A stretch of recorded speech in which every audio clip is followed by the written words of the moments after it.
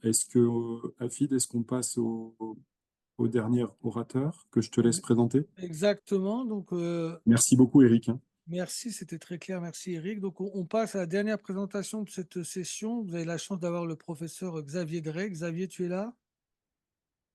Ouais, je suis là. Excusez-moi, je réponds à un SMS en urgence.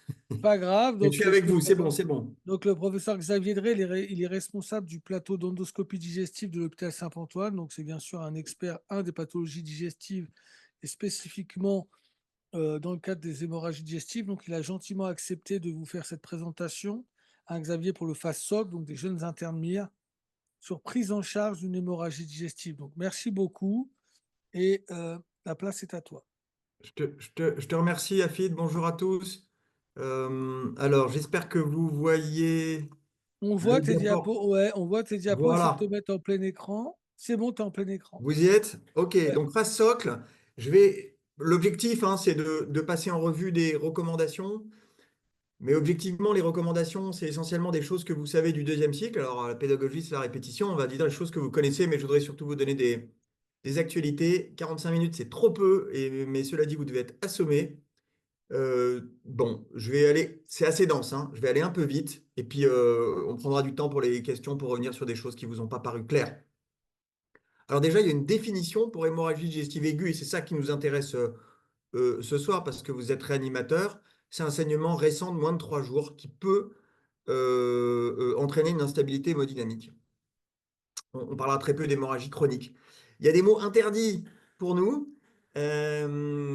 Afid et Eric le savent bien, on n'aime pas du tout le mot fibroscopie parce que ça fait belle lurette qu'on n'a plus de fibre optique dans nos endoscopes. On a des endoscopes maintenant dont l'image est digitale. Je pense que ma dernière fibroscopie, c'était en Afrique il y a 25 ans maintenant.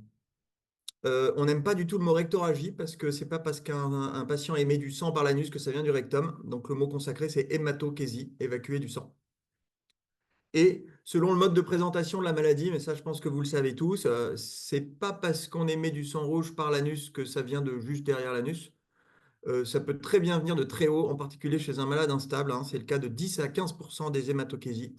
Quand on a une hématokésie associée à une instabilité, il faut commencer par l'endoscopie haute. Alors, un peu de nosologie qui change aussi. Oui. Endoscopie haute, hémorragie digestive haute, jusqu'ici, bah, par définition, c'était une hémorragie qui était accessible à une endoscopie haute, donc c'est facile, ça n'a pas bougé. Et c'est là qu'on a le plus de connaissances, hein. Donc, en gros, c'est des hémorragies dont la cause se trouve au-dessus de l'angle de Treitz, l'angle duodéno-jéjunal. Ok, c'est les 3 quarts des hémorragies. Et puis maintenant, on parle d'hémorragie basse quand les causes sont colo-anales. Et donc ça, c'est l'accès à la coloscopie. Quand on ne peut pas la faire, on peut discuter d'angioscanner, mais enfin, en principe, on va à la coloscopie. Et puis entre les deux, il y a en moyenne 7 mètres d'intestin grêle. Et là, on parle maintenant d'hémorragie médiane. Alors là, c'est rare, hein, c'est 4-5% des hémorragies digestives.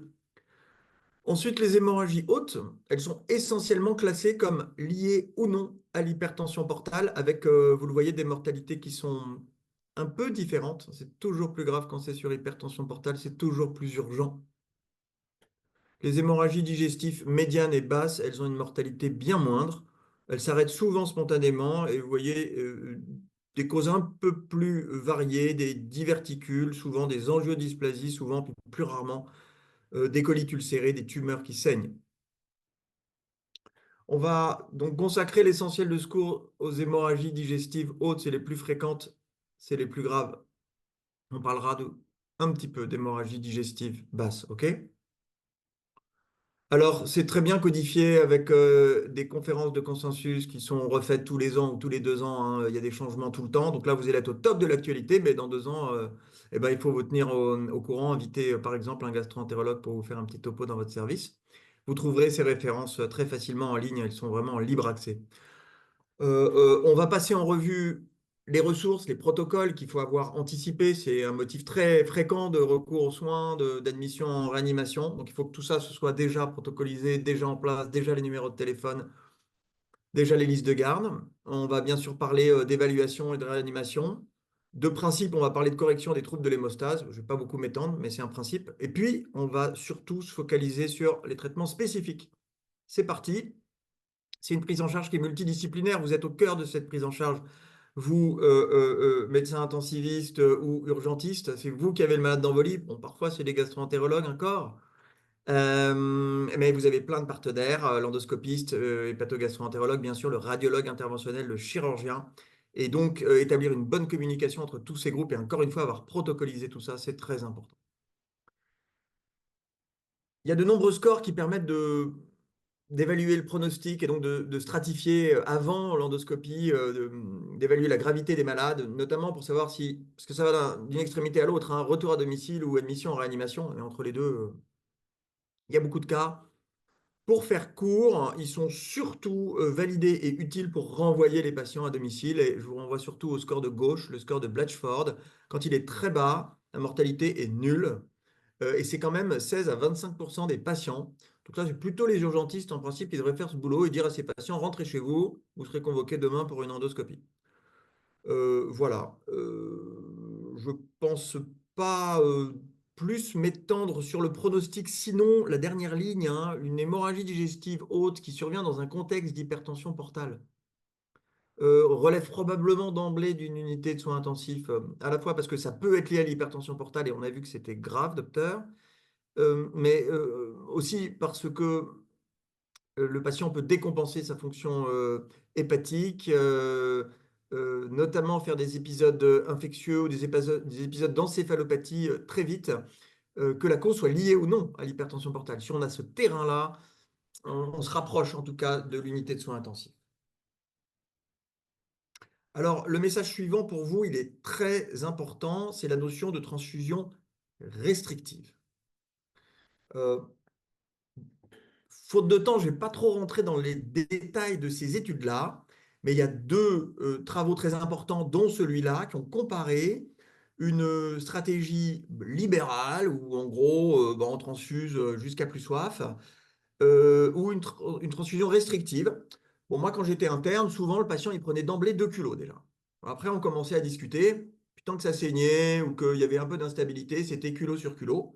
Et bien sûr, en fait, c'est comme une chaudière, hein. Plus vous mettez de tension dans un tuyau qui saigne, plus ça va fuir, hein.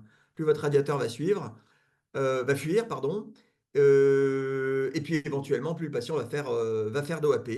Donc vous voyez qu'en termes de survie, une stratégie restrictive est mieux adaptée. Alors ayant dit ça, selon les travaux, et il y en a eu pas mal en fait, le seuil en dessous duquel il faut commencer à transfuser, le rythme des transfusions en fonction aussi des comorbidités n'est pas super bien établi, mais usuellement au-dessus pardon, de 8 grammes, sauf peut-être chez le patient coronarien, il n'est pas formellement indiqué de commencer les transfusions. Alors bien sûr, il faut monitorer tout ça, hein, à commencer par le pouls. La tension, vous savez elle va s'adapter aussi en fonction du pouls. Donc, bien sûr, avoir en tête si le patient il est sous bêta-bloquant ou pas. Et puis, bien sûr, l'hémoglobine, l'hémo-Q éventuellement. Donc, on suit ça de près. Mais j'ai envie de dire que tant que le patient n'est pas passé en dessous de 8, on va être très prudent sur les transfusions qui vont ne faire en fait qu'entretenir l'hémorragie si on est trop libéral sur le sujet. La correction des troubles de l'hémostase, alors ça c'est vraiment un sujet intéressant et puis qui devient complexe avec les NACO. Ce qu'il faut garder en tête, c'est que oui, il faut le faire certainement, mais ça ne doit pas différer l'endoscopie. On va voir après le timing de l'endoscopie. Alors bien sûr, si on est dans le cadre d'une prévention primaire par aspirine, on arrête l'aspirine. Si on est en prévention secondaire, très souvent on maintient l'aspirine, on arrête plutôt l'autre anti-agrégant. En ce qui concerne les AVK, on les arrête. On les arrête et c'est chez les patients instables qu'on va antagoniser. Et puis pour les NACO, c'est un peu le même principe. On les arrête et c'est chez les patients qui ont les critères de gravité qu'on sera peut-être amené à donner une antidote ou un complexe protrombique. Alors, le cœur du cours, c'est celui-là, c'est le traitement spécifique des hémorragies digestives hautes. Alors, ça commence par les prokinétiques. Et le message est très simple.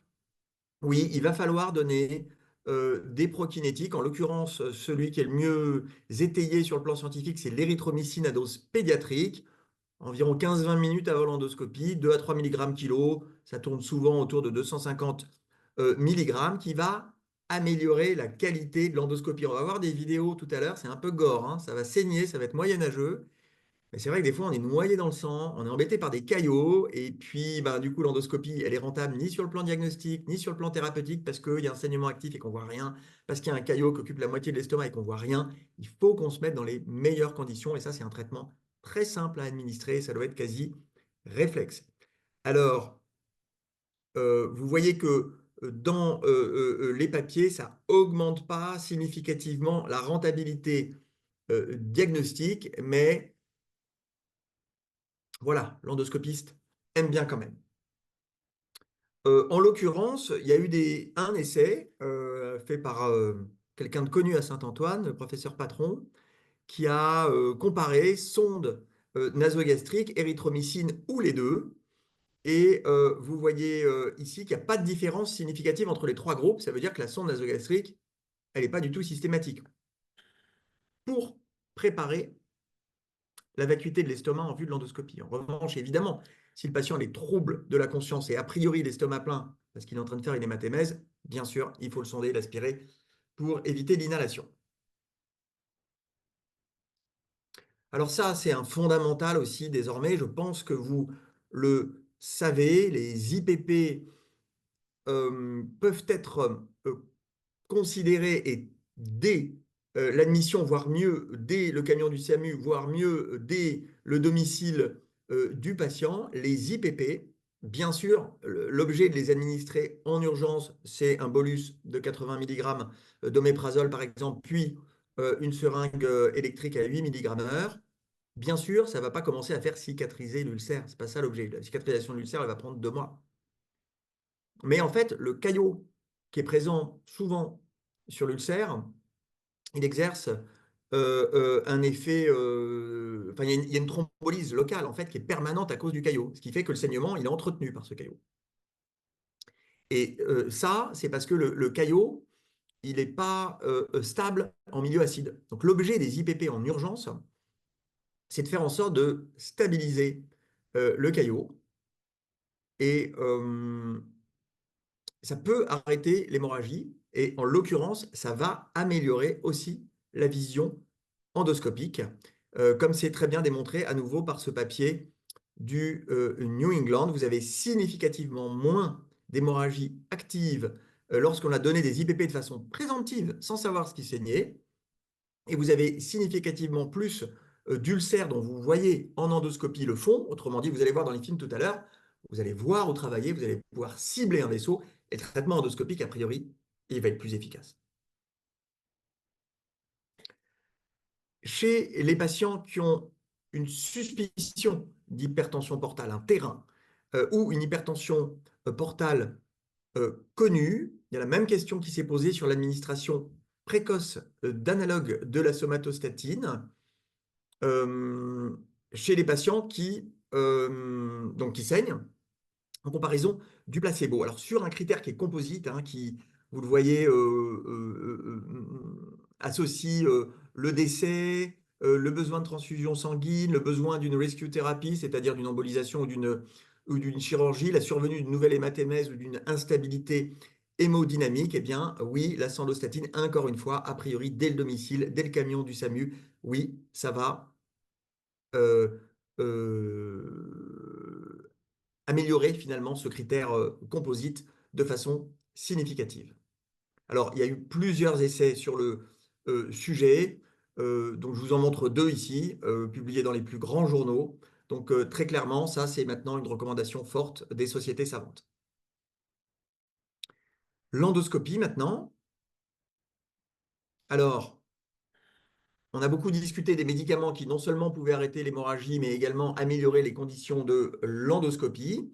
L'endoscopie, elle s'envisage très souvent sous anesthésie générale et intubée quand on a une hémorragie active, parce que si vous demandez l'endoscopie, c'est en urgence en tout cas, c'est que vous craignez que le patient ait l'estomac plein de sang. Donc a priori, pour bien travailler, il va falloir que ce soit intubé. Et les recommandations actuelles sont de faire l'endoscopie dans les 24 heures, ce qui laisse en principe le temps de stabiliser le patient lors des hémorragies digestives hautes aiguë. Et lorsqu'il y a une suspicion d'hypertension portale ou lorsque l'hypertension portale est avérée, on est plutôt dans les 12 heures.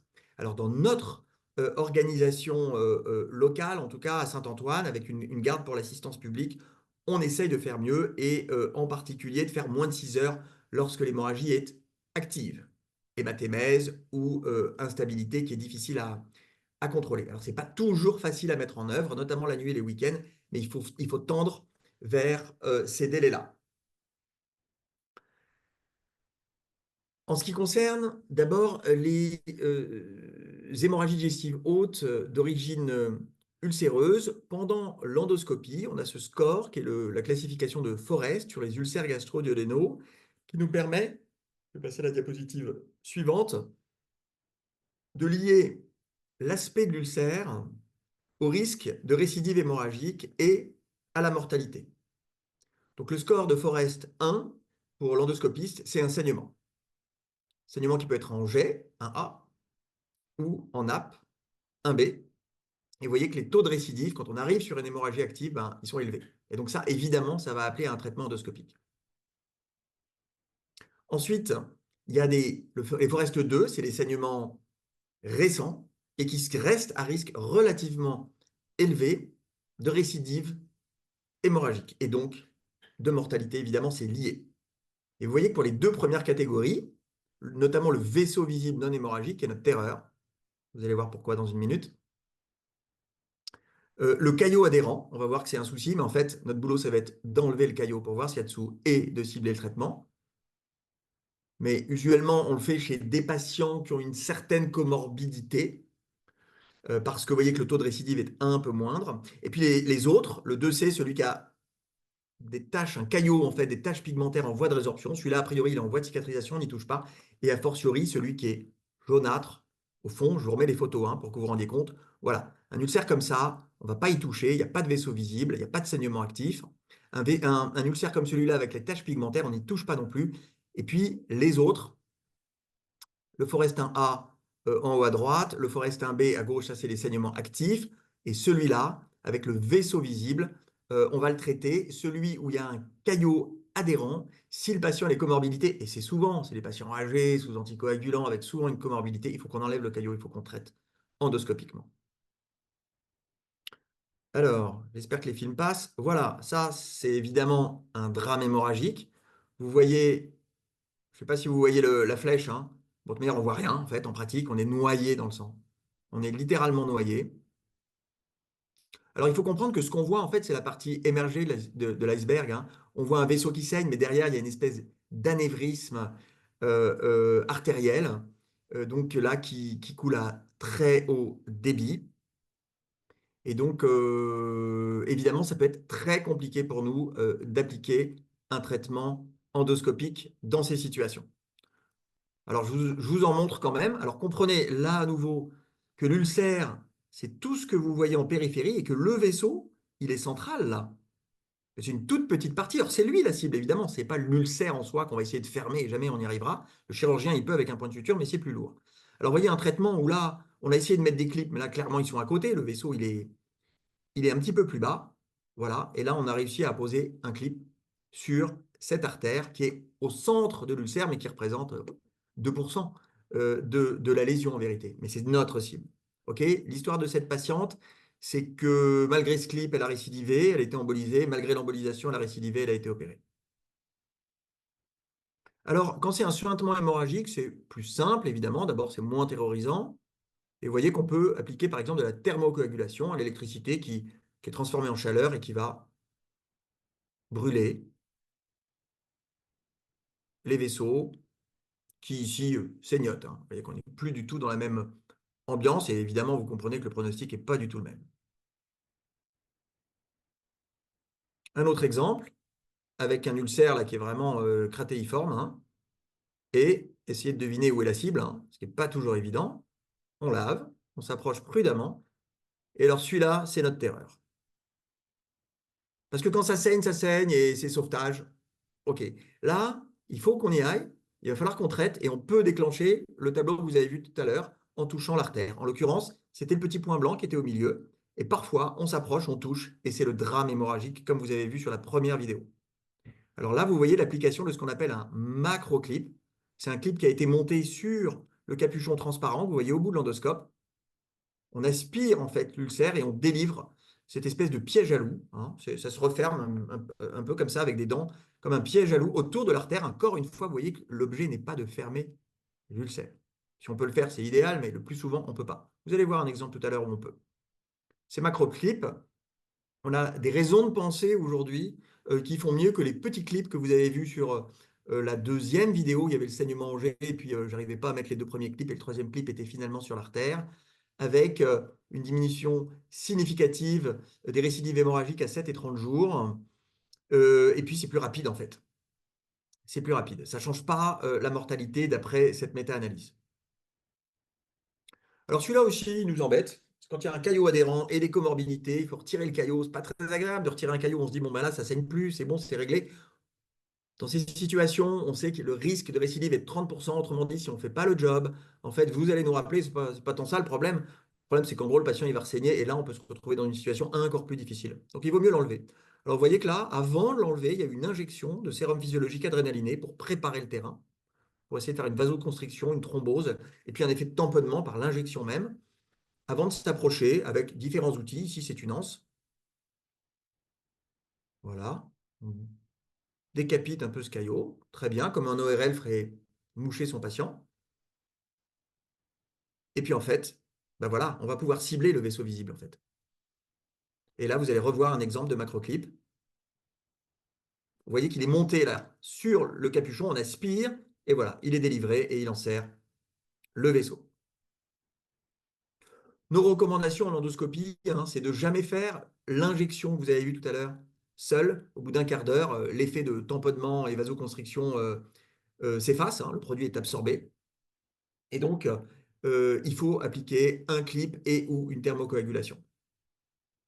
En ce qui concerne les ruptures de varices, la ligature supplante très largement les scléroses qu'on faisait autrefois. Il y avait des injections de produits fibrosants. Bon, on va voir un exemple tout à l'heure de ligature, vous allez comprendre le principe.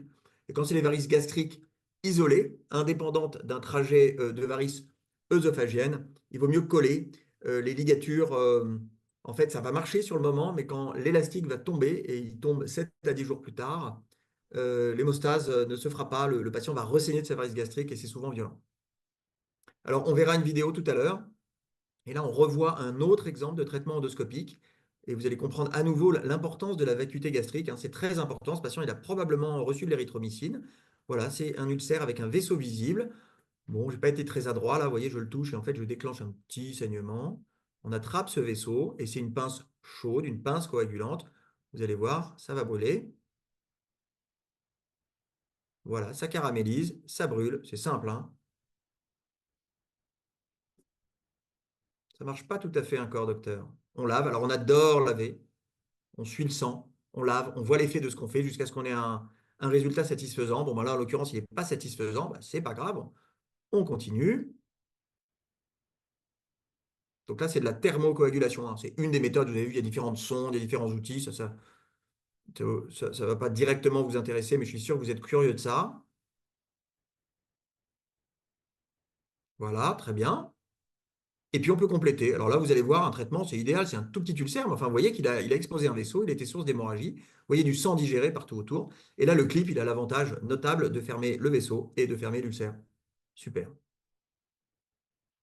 Alors, qu'est-ce qu'il faut faire après ces beaux gestes endoscopiques chez les patients qui sont à faible risque de récidive? Autrement dit, j'ai envie de vous dire plutôt les 2B, hein, ceux dont on a retiré le caillot, par exemple, on peut les réalimenter dans les 24 heures. Les autres, on aime bien attendre un petit peu. Ils sont souvent en hospitalisation au moins 72 heures. Bien sûr, ils continuent de recevoir des IPP pendant 72 heures à la seringue électrique s'il y a eu un traitement endoscopique ou s'il y a eu un ulcère avec un caillot adhérent mais qu'on n'a pas fait le traitement endoscopique. Par exemple, s'il n'y a pas eu de comorbidité. On n'a pas d'indication à un second look endoscopique après une hémorragie digestive, mais si ça recommence, on va faire une deuxième endoscopie. Et si ça recommence après une deuxième endoscopie thérapeutique, hein, parce que des fois, il y a des endos pour regarder, puis on dit, oh non, je ne traite pas. Deux endos thérapeutiques, échec, alors, usuellement, c'est embolisation. ou chirurgie. Bon, en général, chirurgie, c'est la troisième ligne. Donc, vous retenez 2 traitements endoscopiques, l'embolisation, puis la chirurgie. Allez, pour le plaisir des yeux, encore un petit exemple. Une hémorragie en nappe, cette fois. Une injection de sérum adrénaliné pour y voir plus clair, en fait. Ce traitement qui va durer un quart d'heure, il nous permet, nous, de calmer un peu le jeu.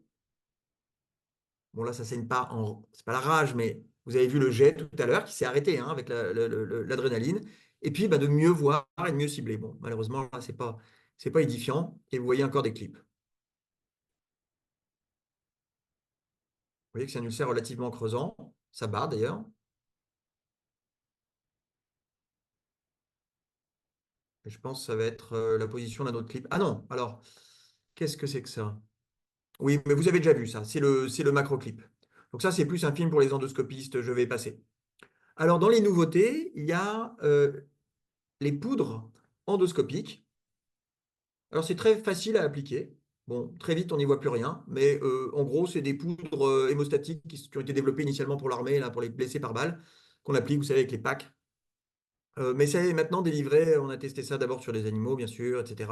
Et puis, on a testé ça en endoscopie. Alors, ça peut se faire pour n'importe quel traitement, n'importe quelle cause d'hémorragie digestive, sauf sans doute l'hypertension portale, même s'il y a quelques travaux. Mais c'est surtout préféré quand il y a un saignement diffus, chez les patients, par exemple, d'hématologie qui ont 2000 ou 3000 plaquettes, ou sur des tumeurs qui saignent, où là, on ne peut plus cibler tel ou tel vaisseau sanguin, comme vous avez vu, ben, on met notre poudre, on en met un peu partout, et en principe, ça va arrêter au moins temporairement, puis le patient, il peut aller vers, je sais pas, pour une tumeur, une radiothérapie flash, une chirurgie, etc. Donc c'est bien que vous connaissiez tout ça.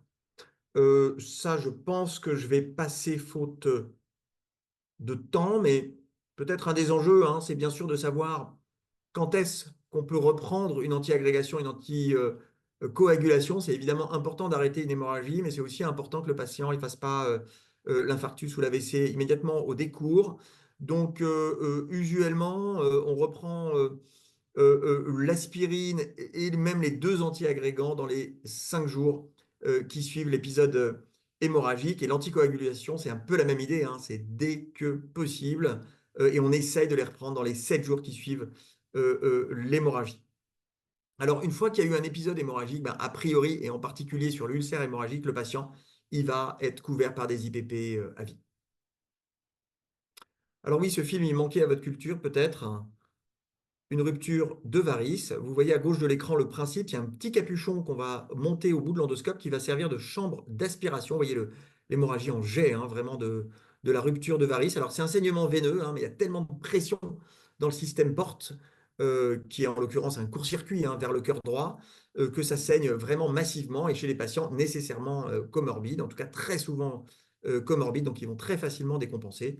Et vous allez voir que dans cette chambre d'aspiration, voilà, on ne voit plus rien parce qu'on aspire la varice et tac, vous avez vu le petit élastique glisser par-dessus notre capuchon. On a une espèce de moulinet de canne à pêche hein, qui permet de faire glisser le. Voilà, deuxième ligature.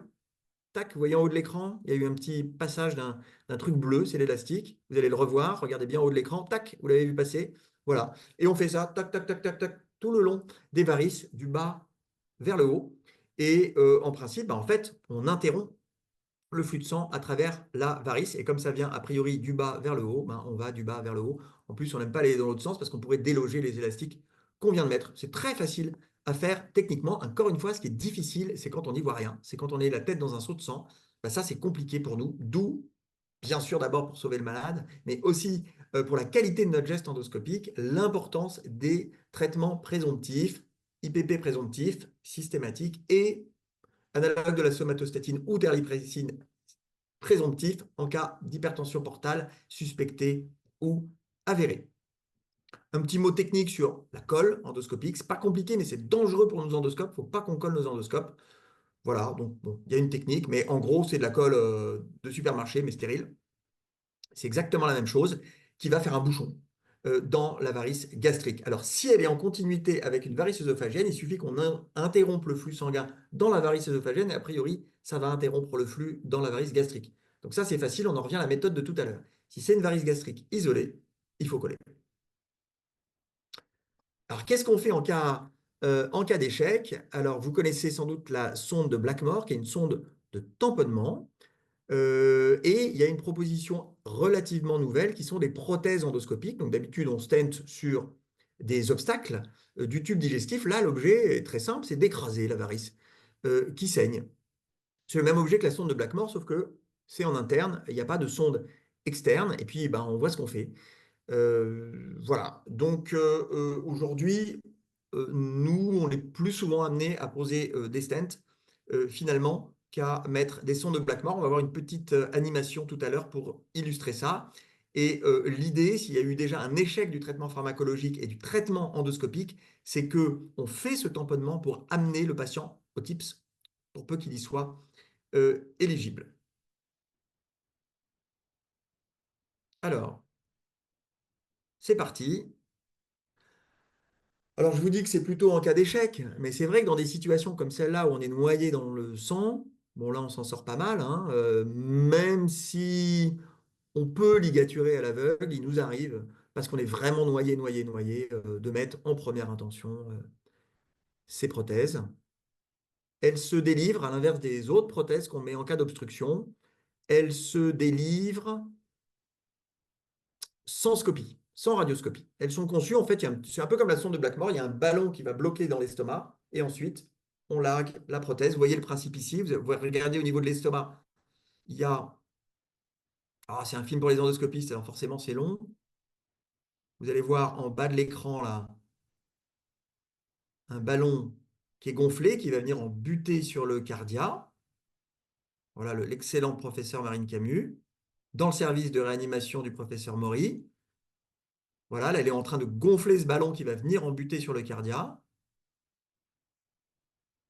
Elle tire l'ensemble pour que ça vienne en butée. Voilà, elle a gonflé le ballon, maintenant elle tire, c'est en butée. Et la prothèse, elle est au-dessus. Donc elle est sûre maintenant que quand elle va larguer la prothèse, elle va se larguer dans les 2 tiers inférieurs de l'œsophage, compte tenu de sa longueur. Il y a des petits clips de sécurité. Elle vient d'en enlever un.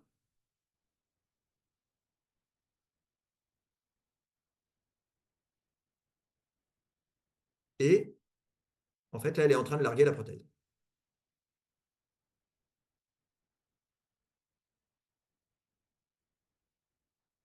OK, là, vous voyez le ballon et le principe en fait, de retrait d'une gaine qui contient la prothèse. En retirant la gaine, la prothèse s'ouvre. Voilà. Elle retire l'ensemble une fois la prothèse larguée. Et puis elle y retourne. Elle va quand même regarder un peu ce qu'elle a fait. Là, on est à l'extrémité supérieure de la prothèse qui écrase les varices.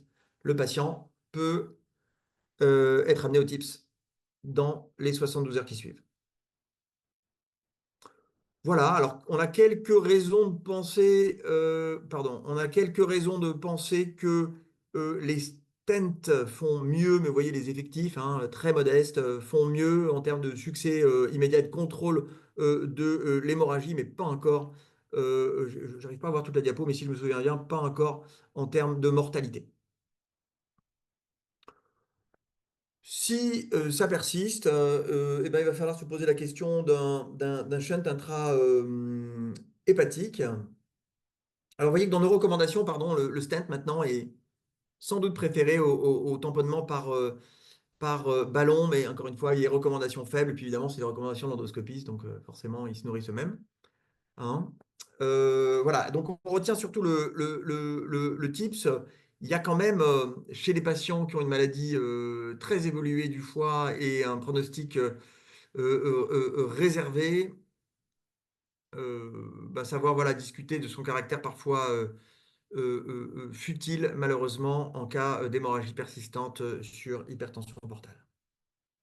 Voilà, vous connaissez le principe du TIPS, hein. L'idée, c'est de diminuer la pression porte en faisant communiquer le système porte avec le système cave inférieur. Alors là, j'ai bloqué mon...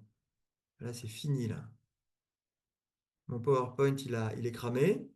Vous connaissez peut-être moins d'autres approches radiologiques comme le BRTO, dont le principe est finalement d'obturer les varices, notamment ici gastriques, par voie veineuse rétrograde. Donc là, c'est un peu dépendant de vos ressources aussi, hein, radiologiques, endoscopiques, qui peuvent vous faire décider d'une ou autre approche. Je pense qu'on n'a pas trop le temps de rentrer dans le détail de ces techniques radiologiques, mais si vous avez bien mis en place des collaborations avec un radiologue interventionnel, lui, il vous dira ce qu'il sait faire, ce qu'il peut faire et ce qui est bien indiqué. On n'oubliera pas évidemment que dans l'hypertension portale, il faut prévenir l'encéphalopathie et les infections au sens large, pas seulement l'infection du liquide acide, mais les infections. Et donc, chez les patients qui ont un child B ou C, alors attendez, ça, pardon, c'est l'antibioprophylaxie par quinolone en prévention primaire et en phase hémorragique, je pense qu'on donne des C3G aujourd'hui. Le traitement vasopresseur, il se poursuit 2 à 5 jours. Et chez des patients qui ont eu un traitement de varices œsophagiennes, on se pose la question dans les 72 heures de la pose d'un TIPS, à condition qu'ils n'aient pas une maladie déjà trop évoluée à risque, notamment d'encéphalopathie lors de la pose de TIPS. Autrement dit, chez les patients qui sont Child-Pug 14 ou 15, en principe, on ne TIPS pas compte tenu du risque d'encéphalopathie. Peut-être qu'on peut faire une petite pause là, Afid, Gaël, Eric, autour d'hémorragie haute, parce que hémorragie basse, c'est assez différent. Qu'est-ce que vous en pensez? Si tu veux, ouais, on S'il y a peut des dire questions, on les prend quelques maintenant et on verra hémorragie questions. basse après. Ok. Alors, allez-y, si vous avez des questions, n'hésitez pas. Dans le traitement de l'hémorragie digestive sur hypertension portale, on a le choix entre plusieurs classes thérapeutiques de vasopresseurs. Euh, les, enfin, entre Sando, Somato, Glipressine, ils marchent tous à peu près aussi bien, mais ils n'ont pas le même profil de tolérance. Ouais, je crois pas qu'il y ait des essais qui les comparent entre eux. Donc la réponse très formelle, ça va être je ne sais pas. Terlipressine, alors c'est vous qui savez mieux que moi, mais je crois que ça peut poser des problèmes d'équilibre glycémique. Et C'est très Ça peut donner vasoconstricteur en périphérique voilà, aussi. des ischémies quand même voilà, significatives. voilà. Donc très Ouais, souvent, toucher de vous préférez tension. les analogues de la somatostatine. Ouais. Certains préfèrent pas les analogues, mais la somatostatine elle-même.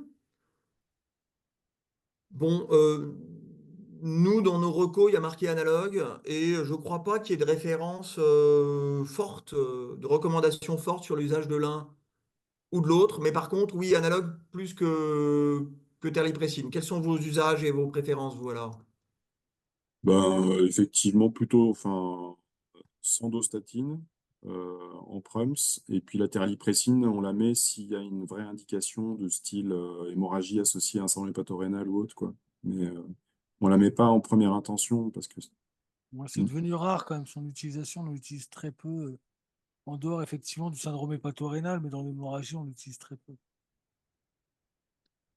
Je vous rejoins, c'est Non, nos. non, Ouais. ce que tu as dit qui est important pour les jeunes, parce qu'ils vont être de garde, c'est je trouve que la notion du timing est très important. C'est vrai qu'on dit en général 24 heures, mais pour les réanimateurs, je ne sais pas ce que pense Gaël, c'est qu'on est plutôt plus tôt. Hmm. Moi, chez nous, on essaie de plutôt faire dans les 12 heures quand c'est ulcère et quand il y a une maladie chronique du foie avec des VO, on essaie de faire plutôt 6 heures parce que c'est des malades plus comorbides, plus graves, souvent avec un saignement plus important. Donc nous, on essaie de faire 6 heures pour VO même et dans les 12 heures pour ulcère. Autre message que j'aime bien, mais que tu as délivré, c'est qu'il ne faut pas se précipiter, il faut réanimer les malades parce qu'il faut avoir le temps de, voilà, d'optimiser la volémie, la transfusion si nécessaire. Il ne faut pas tout faire dans le désordre parce que ça ne se passe probablement pas très bien. Et l'autre que tu as dit très bien, c'est cette hémoglobine et le niveau, quoi, hein. On a plutôt tendance à moins transfuser les gens. On dit qu'il y a des objectifs à plus de 7. Et la clinique est importante, hein. Si le malade il a plus de 7, mais qu'il est très cacarde et qu'il est choqué, il faut le transfuser, quoi. Ouais, je crois qu'on dit souvent, et en tout cas l'essai du New England, il était conçu comme ça, 7 et 9 si coronaropathe, quoi. Exactement. Ouais. Une Et question. oui, alors faire un timing raisonnable, c'est bien. Effectivement, vous pouvez prévenir tôt l'endoscopiste C'est bien qu'ils soient prévenus, qu'ils puissent s'organiser aussi, mais on est dans les délais que tu as dit. Après, évidemment, c'est très dépendant des ressources aussi. On est D'accord. moins armés que vous, hein, pour Ouais, l'urgence. Dans beaucoup de centres, on l'est entre nous à FID, on a beaucoup de chance, mais c'est vrai que dans beaucoup de centres, c'est parfois difficile à mettre en œuvre. donc tu as parlé de la coagulation d'Iraman en disant que c'est vrai que si les malades sont graves, sont sous AVK ou sous AOD, bon, bah, il faut essayer, s'ils sont graves, de les antagoniser quand même. Un mot peut-être sur les plaquettes. Est-ce qu'il faut transfuser les thrombopénies chez les cirrhotiques, toi? Alors nous, notre usage, c'est de ne pas le faire au-dessus de 20 000 en fait, quoi. Que ce soit pour des gestes programmés ou pour de l'hémorragie, en fait, c'est des patients qui ont une séquestration de plaquettes le plus souvent dans la rate. En fait, les plaquettes, elles sont là. Donc j'espère ne pas te contredire. Non, bah, Gaël va dire, nous, effectivement, on les transfuse quasiment jamais, Mm. parce que c'est très rare d'être en dessous de 20 000. Tout comme même s'ils ont une hémostase, et bien sûr un TP pas lié on sait qu'ils ont plutôt un profil prothrombotique, donc on leur apporte jamais de facteur de coagulation. C'est exceptionnel. Effectivement. Effectivement. Mm. Pardon, vas-y Gaël, oui, oui. Non, non, mais nous, on fait comme toi. Enfin, on corrige pas, sauf effectivement gros choc hémorragique avec aggravation par rapport à un TP qui est habituellement à 40 et là qui est plus qu'à 15. Mais sinon, on fait pas. C'est une Et- maladie de la pression, c'est pas donc ouais, Ouais, c'est vraiment le c'est contrôle de ça. la pression qui aide. c'est ça. Euh, voilà. Mais j'avais une petite question, mais juste par curiosité, là, moi, il y a longtemps, je voyais les gastros qui utilisaient des clips simples et maintenant vous parlez des pièges à loup. Qu'est-ce qui fait que vous utilisez l'un ou l'autre? Alors, les petits clips qui passent dans le canal opérateur, on les appelle through the scope. Ils passent dans l'endoscope, ils sont extrêmement faciles à manier, mais finalement, ils exercent une pression qui est assez faible. Et puis, il y a des configurations où, comment dire, selon C'est qu'on est là. dans l'axe ou c'est que sur le côté, c'est plus ou moins facile à utiliser. Non, ces petits clips, ils sont, comment dire, extrêmement faciles à utiliser, pas chers. On n'a pas besoin de monter quoi que ce soit sur l'endoscope. Donc voilà, ils sont immédiatement accessibles. On en a l'usage depuis longtemps. Les macro-clips, c'est un peu nouveau. Euh, euh, Ça il nous marche mieux? semble, et voilà, il nous semble beaucoup plus efficace. C'est juste que je pense qu'on a encore un petit temps d'inculturation, mais ça devient de plus en plus fréquent. Il faut comprendre que pour mettre ce macroclip, il faut sortir l'endoscope, monter le matériel et redescendre. Donc c'est Ouais. vrai que si on est dans une situation très favorable où il suffit juste d'enfiler un clip dans le... Donc c'est over the scope, c'est pas through the scope, ok? Ouais. On est dans une situation très favorable où la cible, elle est devant nous, elle est petite, elle est accessible aux 11 ou 16 mm d'envergure du petit clip, on y va. Vous avez vu l'ulcère qu'on a carrément fermé avec un petit clip. Bon, bah, tout va bien. On est devant un immense cratère fibreux. On sait très bien que le petit clip, il va rien accrocher. Il vaut mieux prendre un macro clip. Ok, très bien, Très merci. bien. Bah, merci beaucoup. On peut enchaîner sur la fin. On a encore quelques Ouais, minutes, hein, pas loin. ouais, il y a 4 diapos, je pense, hein, ça va aller bien. Super. Parfait. Merci. On reprend sur hémorragie basse, qui est beaucoup moins bien codifiée. Bah, parce que c'est moins fréquent. Attendez, j'essaie de le mettre en diaporama. Voilà, hémorragie basse. Je vous renvoie à ces guidelines. Elles sont révisées aussi assez régulièrement, peut-être moins fréquemment. Voilà, donc les niveaux de preuve sont plus faibles et les messages clés sont les suivants. Alors déjà, ça s'arrête souvent tout seul. Alors le problème, c'est que ça récidive assez fréquemment, mais le plus souvent, ça récidive, pardon, ça s'arrête tout seul. Les causes les plus fréquentes, on les a vues tout à l'heure, c'est les diverticules, les angiodysplasies qui devraient être dans cette liste, pardon, la pathologie anorectale, les colites. Je vous redis qu'en cas d'hémorragie de présentation basse, hématokésie, mais avec des signes d'instabilité, il faut bien sûr faire une endoscopie haute parce que dans 10 à 15% des cas, eh ben, ça va être une rupture de varice, un ulcère qui saigne et à tellement haut débit que ça sort rouge. OK? Alors, on a des scores, je passe parce que franchement, ils sont beaucoup moins bien étayés que l'hémorragie haute où déjà ils sont fragiles. Et l'examen de référence, c'est la coloscopie. Donc moi, je vous invite assez fort pour les hémorragies basses, euh, très tôt, dès que c'est possible techniquement, soit parce que le patient reste conscient et peut boire son PEG, soit parce que vous avez mis une sonde et que vous allez lui donner du PEG par la sonde, à laver le malade pour plusieurs raisons. La première, n'est pas celle que vous croyez. Le PEG n'est absolument pas hémostatique comme vous l'entendrez régulièrement pendant les visites. C'est un polymère de sucre, quoi, en fait, qui est complètement inerte, qui a un effet osmotique, qui n'a aucune raison d'être hémostatique. C'est juste que l'hémorragie, elle s'arrête seule, et comme on PEG les malades, on se dit, ah bah c'est super, il a pris du PEG, ça s'est arrêté. Mais non, ça ne s'arrête pas. Le gros avantage, à mon avis, c'est que ça vous permet de surveiller les fluents. Ce qui va sortir, bah, vous allez voir si ça reste rouge vif ou si ça s'arrête. Sinon, le patient, bah, il va reprendre son transit, ça va prendre 48, 72 heures et vous ne saurez pas s'il est. Enfin, disons, vous aurez d'autres arguments, vous, réanimateurs, mais voilà, là, vous pouvez vraiment monitorer est-ce qu'il évacue du sang ou non. Et enfin, si oui, ça reste actif et préoccupant, bah, votre malade, il est prêt pour la coloscopie. Alors la coloscopie, elle a l'avantage d'approcher le diagnostic positif. Ça vient du côlon, ça vient pas du. Pardon, il y a du sang, il n'y a pas du sang. D'approcher le diagnostic de localisation, ça vient du côlon gauche, ça vient du côlon droit, ça vient pas du côlon, peut-être que ça vient de l'intestin grêle ou d'en haut. OK. Le diagnostic étiologique, qu'est-ce qui saigne, et puis de faire le traitement. Voilà, plus on le fait tôt, plus c'est rentable. C'est logique, puisque ça s'arrête tout seul. Donc raison de plus, à mon avis, pour péguer les patients assez vite. Quitte à ne pas faire le lendemain l'endoscopie, c'est pas dramatique. Parce que ça s'est arrêté de saigner, ben, ok, on la fera peut-être dans 48-72 heures, on la fera. Mais on peut un peu décider du niveau d'urgence de nos patients grâce à cette préparation. Et en cas d'hémorragie basse avec un patient instable, et si vous n'avez pas la ressource de la coloscopie au milieu de la nuit, ce qui est quand même assez fréquent de pas avoir cette ressource, mais en l'occurrence, nous, on s'est organisé à la PHP avec la garde et c'est envisageable. Ce n'est pas la première mission de la garde, mais c'est envisageable. Ben, si vous n'avez pas ça, l'angioscanner, ça permet à nouveau, alors peut-être pas le diagnostic étiologique, mais au moins le diagnostic de localisation, il est vachement important, notamment pour les diverticules. Parce que souvent, les patients, ils ont des diverticules partout et pour trouver le diverticule qui saigne, on va voir, c'est extrêmement, extrêmement difficile. Donc, l'angioscan, il va vous dire où est-ce que, si ça saigne, alors s'il y a un débit, il va vous dire. S'il n'y a plus de débit, évidemment, ça ne vous aidera pas. Et ça vous dira où ça saigne, ça ne vous dira pas forcément ceux qui saignent. Et ben, ça peut, évidemment, c'est un préalable indispensable à l'embolisation, voire à la chirurgie de sauvetage. Je vous ai mis ici un algorithme qui est très centré sur la colo, mais en vérité, encore une fois, si vous n'avez pas la coloscopie, l'angioscanner est tout à fait raisonnable. Et s'il n'y a pas de cause identifiée, alors la définition d'une hémorragie médiane ou basse, hein, c'est déjà d'avoir fait une endo haute. Donc, il ne faut pas hésiter à coupler les deux. Et si vraiment vous n'avez rien, il faut faire la vidéocapsule endoscopique du grêle sous 48 heures. C'est un examen qui est hyper facile à mettre en œuvre. Il faut y aller. Quelques exemples par l'image, exceptionnels. En général, ces patients, ils ont des forêts de diverticules. Donc, pour voir le diverticule qui saigne, il faut se lever tôt, hein. Alors, vous voyez, ce n'est pas un haut débit, mais des fois, c'est des jets. C'est difficile de trouver celui qui saigne. En général, il y a du sang partout. Donc, il y a du sang qui a comblé tous ces diverticules. On ne sait pas lequel c'est. Je pense que cette vidéo, je l'ai faite, mais j'ai dû en voir deux dans ma carrière, hein, des diverticules en phase hémorragique. Le plus souvent, ça s'est arrêté et on ne sait pas quel diverticule a saigné.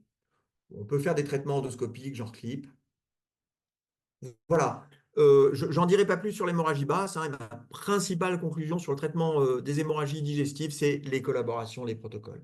Il faut vraiment avoir anticipé tout ça. C'est très fréquent. Vous êtes en première ligne. Et puis, il faut avoir effectivement préparé vraiment vos collaborations avec les médecins interventionnistes, qu'ils soient gastro, radiologues ou chirurgiens. Je vais prendre vos questions avec plaisir et intérêt. Merci beaucoup, Xavier, c'était très clair. Merci. N'hésitez pas si vous avez des questions sur le chat. Donc, il y a donc des messages importants toujours. Quand ça saigne par en bas, il faut quand même toujours faire une fibroscopie. Ah Le non, pas une deuxième, fibroscopie, hein. Attention, hein, Fid, hein. une endoscopie haute. Le deuxième, je trouve un message qui est important que je me suis rendu compte dans mon expérience, c'est que, je ne sais pas si vous êtes d'accord, c'est que les hémorragies digestives basses donnent rarement de complications hémodynamiques. C'est très rare d'avoir un état de choc, même si ça arrive sur une hémorragie basse. C'est les hémorragies d'eau haute qui sont responsables d'état de choc. Hmm. Je ne sais pas si vous êtes d'accord. Oui. Oui, C'est un élément globalement, oui, c'est important, très hein. Je veux dire, rare. c'est très rare. Ouais, ouais, ouais. Pourquoi? Parce que ça veut dire parfois on peut avoir du sang rouge qui sort par l'anus, on a l'impression qu'il y en a beaucoup, puis le malade va étonnamment bien. C'est vraiment un élément important, vous pensez que ça vient d'en bas. Deuxième message, tu l'as dit, il y a quand même dans l'hémorragie basse une place très très importante pour le scanner. Et rappelez-vous, hein, pour les jeunes, le scanner est beaucoup plus sensible que l'angiographie. C'est pour ça qu'on commence par un scanner. Si le scanner, vous ne voyez rien, vous n'avez quasiment aucune chance de voir quelque chose à l'angiographie, hein. C'est beaucoup, beaucoup plus sensible, hein. Est-ce qu'il y a des questions? Je n'en vois pas pour l'instant. N'hésitez pas. Est-ce que vous avez des questions pour le professeur Drey? Donc, c'est vrai que parfois, les saignements bas, nous, on a eu l'expérience de malades qui restaient longtemps en réa, où il y avait eu plusieurs, bon, le scanner, il n'y avait rien, 2, 3 endoscopies, et effectivement, le traitement, c'est attendre. Et dans l'immense majorité des cas, ça se terminait tout seul, hein. Ça s'arrêtait spontanément, sans qu'il y ait de geste sur les chirurgies. C'est assez rare qu'on soit obligé de faire de la chirurgie, quoi. Mais ça peut prendre plusieurs jours. Un saignement Est-ce à bas bruit. est-ce que tu veux dire juste un mot sur le piège de la fistule aortodigestive? Du coup, À qui adresses-tu ta question, Yael? à toi, Xavier. Ah oui, oui, oui. Alors ça, c'est un truc effectivement d'une violence inouïe, effectivement. Alors bon, c'est un tableau effectivement extrêmement violent d'hémorragie où typiquement là on peut avoir une hématokésie alors que ça vient de très haut. Ça peut être une fistule aorto-duodénale effectivement, aorto-œsophagienne, on voit parfois aussi. Le patient n'a pas le temps de coaguler, hein, il chie du sang à gros débit. Et là, alors moi je sais que j'ai perdu une jeune patiente comme ça parce que j'étais appelé de garde et le temps de faire le trajet, d'arriver à Cochin, de faire l'endoscopie, puis de m'apercevoir que c'était ça et que bah non, il fallait descendre au bloc. Et donc là, c'est angioscan bloc sans délai. Il faut bien sûr y penser chez les patients qui ont eu une chirurgie de l'aorte, une prothèse en place, hein, qui peut s'éroder, qui peut fistuliser, ou qui sont connus pour avoir un anévrisme. La clé, évidemment, dans le scanner et la descente immédiate au bloc. Je vois pas d'autres. Non, effectivement, c'est peut-être que chez ces patients qui ont un antécédent d'anévrisme de l'aorte abdominale, que le scanner a sa place en première ligne, Ouais. si on l'évoque, quoi. Après, ça reste vraiment, c'est presque anecdotique, c'est exceptionnel quand même, hein. Oui, mais Oui, c'est vrai que ouais. le terrain doit faire d'emblée envisager qu'on va perdre du temps, en plus avec le délai que je viens de vous dire d'endoscopie, 6 à 12 heures. Enfin, c'est évidemment impossible, le malade va mourir, quoi. Donc voilà, effectivement, il faut le connaître. C'est super d'en parler, Gaël. Ouais, ouais. Très bien. Et puis l'intérêt de la prépa que tu disais par PEG, c'est aussi de temps en temps, tu vas pouvoir faire de l'argon ou sur certaines. Alors, je ne suis pas sûr que tu fasses du laser argon en dehors des rectites radiques, mais c'est juste le risque d'implosion colique quand on n'a pas fait la Alors, prépa colo avec le méthane, quoi. alors, oui, bon, c'est super d'en parler. Effectivement, dans les gaz de fermentation colique, il y a du méthane. Vous avez vu tous nos instruments électriques, c'est des sources de chaleur. Méthane plus oxygène, enfin combustible plus comburant plus source de chaleur égale explosion, 50% de mortalité. Et Gaël, c'est vrai pour l'argon, on en a beaucoup entendu parler par l'argon parce que c'est arrivé comme ça chez les patients qui avaient une rectopathie radique, qui n'étaient pas préparés juste par des petits lavements, et puis on fait le traitement, ils explosent. Mais ils explosent, hein. Enfin, moi, j'ai jamais vu, hein, mais les Moi, lectures des moi, j'ai articles étaient jamais, impressionnantes. moi, j'ai jamais vu. En fait, c'est vrai pour tout type d'examen du côlon et toute source électrique. Alors maintenant, on fait beaucoup de coloscopie avec du CO2, donc il n'y a plus trop d'oxygène. Mais c'est un principe, on ne fait pas de courant électrique dans le côlon d'un malade s'il n'est pas entièrement préparé, même si c'est pour traiter la marge anale.